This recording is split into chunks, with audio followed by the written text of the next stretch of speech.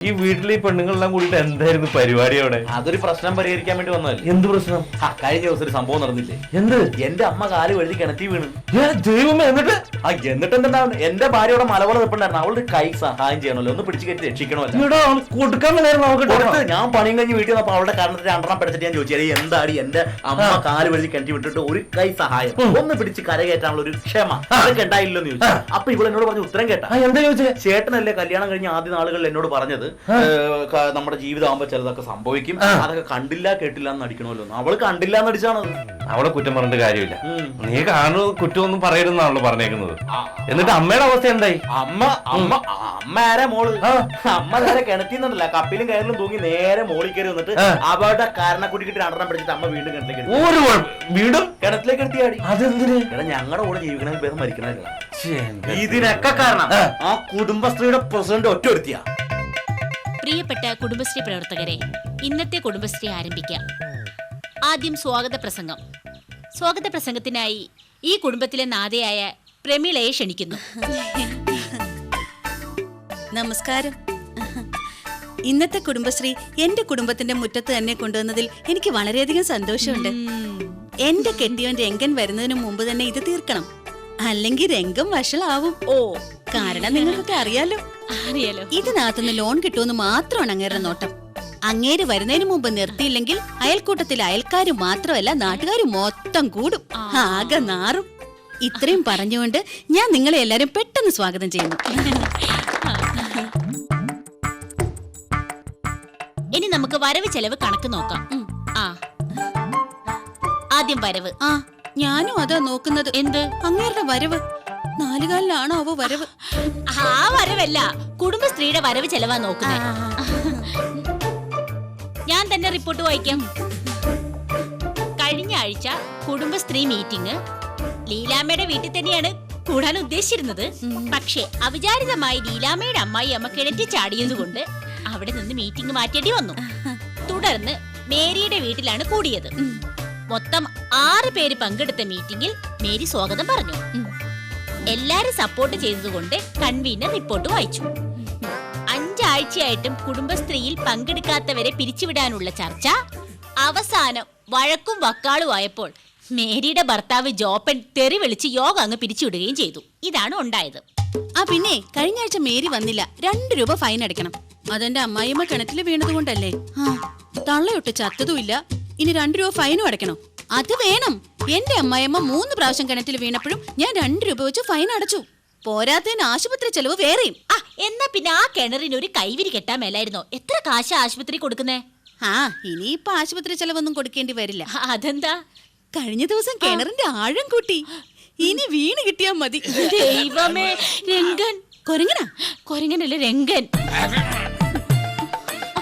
ഈശ്വര, 4 കാലിലാണല്ലോ ഇങ്ങനെ.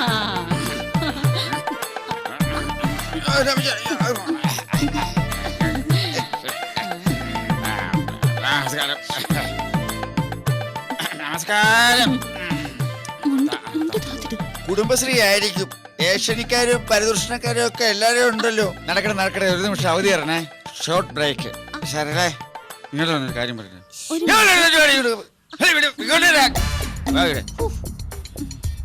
എന്തായി നമ്മുടെ ലോണിന്റെ കാര്യം?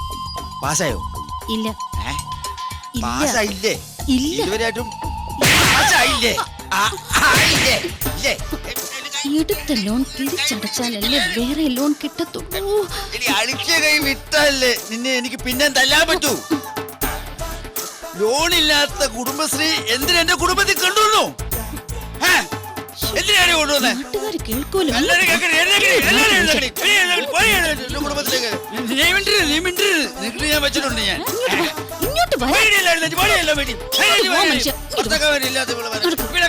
വീട്ടിൽ കുടുംബത്തിൽ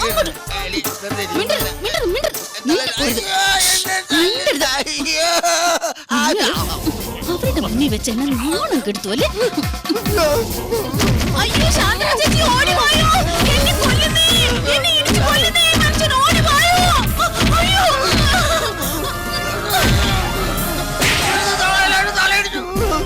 അയ്യോ, ആരെങ്കിലും ഒന്ന് അങ്ങനെ പിടിച്ചു മാറ്റാൻ, അല്ലെങ്കിൽ തല്ലി കൊല്ലും.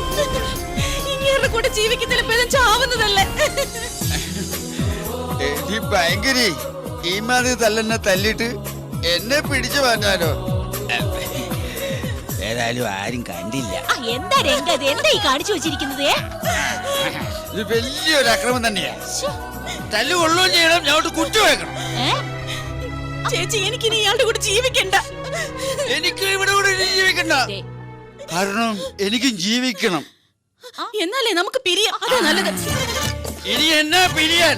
നീ എന്നെ എല്ലാം പിരിച്ചോടിച്ചില്ലേ? വേണ്ട, നമുക്ക് പിരിയാം ചേച്ചി.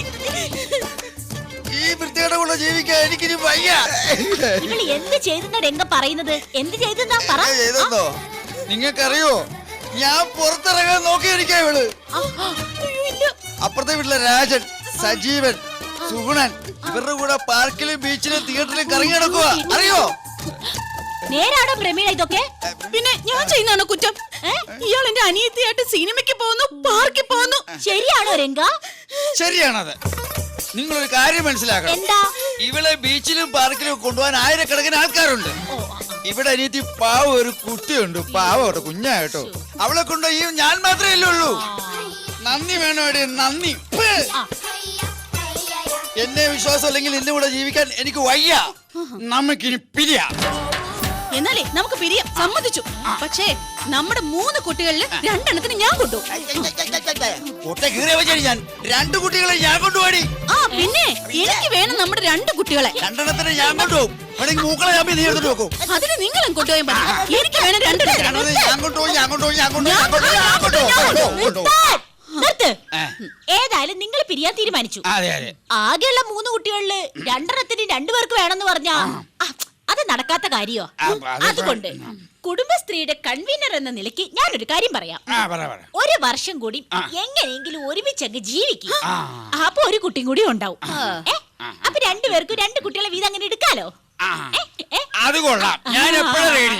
പിന്നെ 5-8 കൊല്ലം ഇങ്ങേരുടെ കൂടെ ജീവിച്ചിട്ട് നടക്കാത്ത കാര്യല്ലേ 1 കൊല്ലം കൊണ്ട് നടക്കാൻ പോന്നെ. നടന്നത് തന്നെ.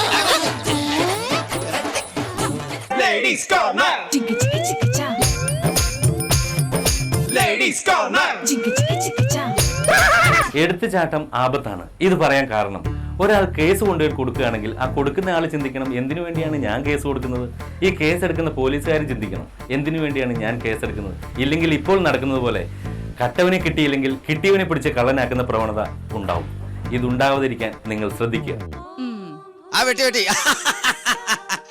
അല്ല, നിങ്ങൾ ഇത് രാവിലെ തന്നെ തുടങ്ങിയോ? അല്ല മെമ്പറേ, ഇന്ന് രാവിലെ തുടങ്ങിയതല്ല, ഇന്നലെ തുടങ്ങിയതാ. ഇത്രയായിട്ടും തീർന്നിട്ടില്ല. എല്ലാം മേനൻ ചേട്ടാ, നമ്മുടെ ക്ഷേത്രോത്സവത്തിന്റെ കാര്യമൊക്കെ എങ്ങനെ നടത്താനാ കമ്മിറ്റിയുടെ തീരുമാനം? ഉത്സവ പിരിവിന് നടന്ന് വല്ലതും തടഞ്ഞാൽ ഉത്സവം നടക്കും. ക്ഷേത്രത്തിലാണെങ്കിൽ പഴയ പോലെ ആളും വരുന്നില്ല. എങ്ങനെ ആള് വരും? ആ ശാന്തിക്കാര ശാന്ത സ്ത്രീകളെ കാണുമ്പോ അത്ര ശാന്തരല്ലെന്നാണ് നാട്ടുകാർ പറയുന്നത്. എന്തായാലും ഉത്സവം നടത്താതിരിക്കാൻ പറ്റത്തില്ല. അത് പറ്റത്തില്ല. നമ്മളല്ലേ കമ്മിറ്റി, പറ്റിക്കണം. കലാപരിപാടികൾ വേണം. കഴിഞ്ഞ വർഷത്തേതിലും ഗംഭീരമാക്കണം. കഴിഞ്ഞ ഉത്സവത്തിന് ഞാനല്ലേ മിമിക്സ് പരേഡ് ബുക്ക് ചെയ്ത് തന്നത്. അവര് തകർത്തില്ലേ? തകർത്തു. അവരല്ല, നാട്ടുകാര്. ആദ്യം സ്റ്റേജ് തകർത്തു, പിന്നെ നടപ്പന്തലം തകർത്തു, പിന്നെ ആനപ്പന്തലം തകർത്തു, പിന്നെ കൊടിമരം തകർത്തു, പിന്നെ ഭാഗ്യത്തിന് അമ്പലം മാത്രം മിച്ചം വെച്ചു. നമ്മുടെ ക്ഷേത്രത്തിന് എന്തോ ദോഷമുണ്ട്. പണ്ട് ഏറ്റവും കൂടുതൽ സ്ഥലങ്ങളിൽ നിന്ന് ആളുകൾ വന്നുകൊണ്ടിരുന്ന അമ്പലമാണ്. എന്തായിരുന്നു പേര്? ഇപ്പോഴും ഉണ്ടല്ലോ പേര്. ഏറ്റവും കൂടുതൽ സ്ഥലങ്ങളിൽ നിന്ന് ആളുകൾ വരാതിരിക്കുന്ന അമ്പലം.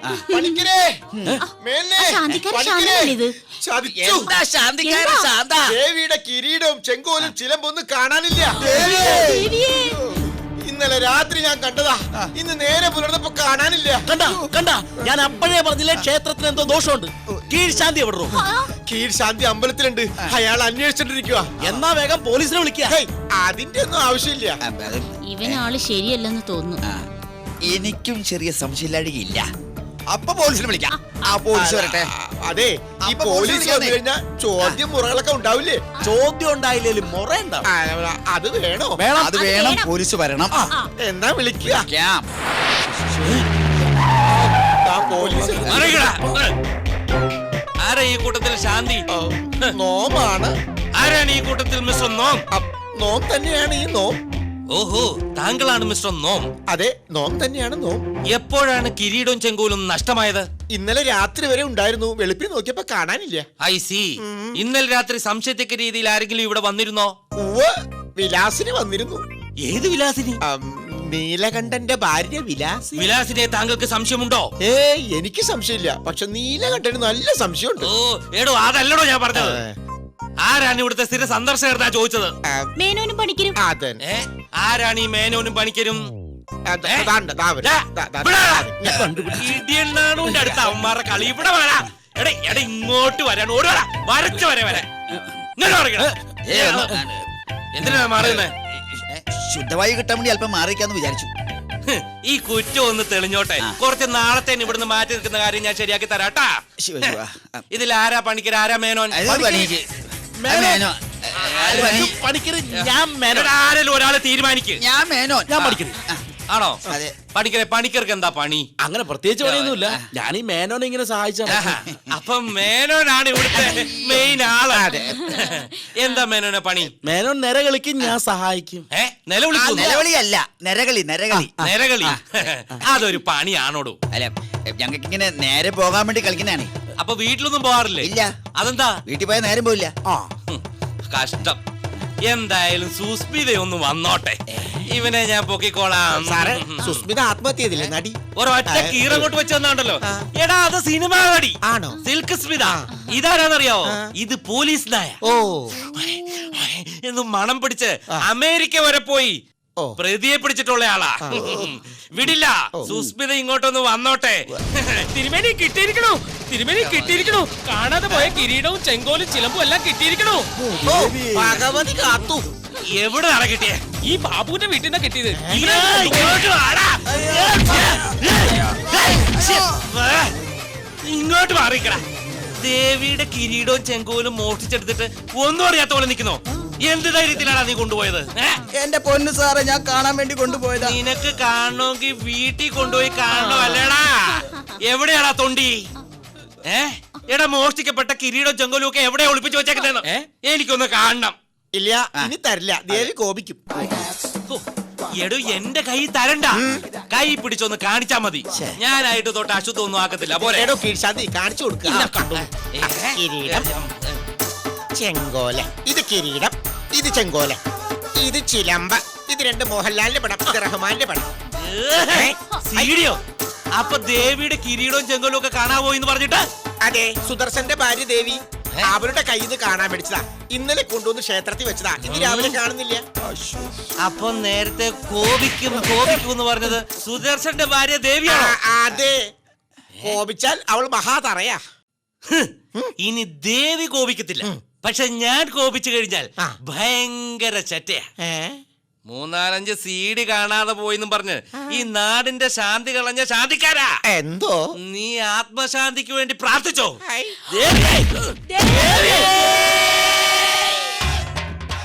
Ladies Corner. Ladies Corner.